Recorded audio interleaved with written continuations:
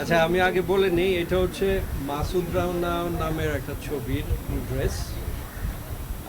ছবির ডিরেক্টরের নাম হচ্ছে সৈকত নাসির।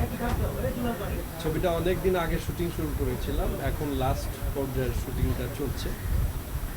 তো এই ড্রেস পরে যখনই আমরা কোনো ভিডিও দেই, তখনই বিভিন্ন জন নানা রকমের এটা নাই, এটা নষ্ট, বেচ, এটা ওইটা। ভাই আপনারা মাফ করে দেন, আমরা তো অভিনেতা, ড্রেস সম্বন্ধে আমাদের আইডিয়া নাই। আমাদের প্রোডাকশন থেকে তারপর ড্রেসম্যান ড্রেস পরাইছে, আমরা শুটিং করছি।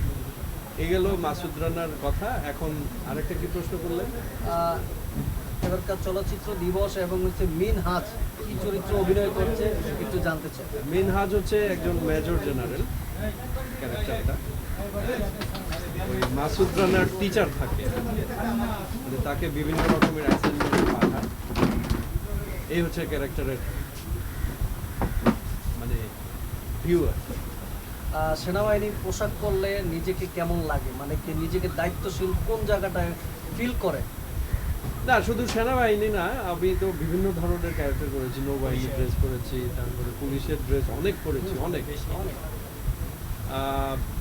দায়িত্বটা আসলে পাওয়ার পরে বোঝা যায়। আমরা তো অ্যাক্টিং করি।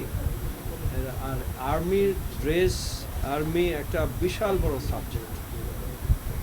ওইটা ওখানে জব না করলে, ওইটাতে অ্যাটেন্ড না করলে আমার মনে হয় না ওই ফিলটা আসার কথা। বুঝতে পেরেছি। দেশকে ভালোবাসি, দেশের জন্য কখনো যদি যুদ্ধ করতে হয় যুদ্ধ করব। দেশকে অনেক ভালোবাসি, আপনারাও নিশ্চয়ই ভালোবাসেন।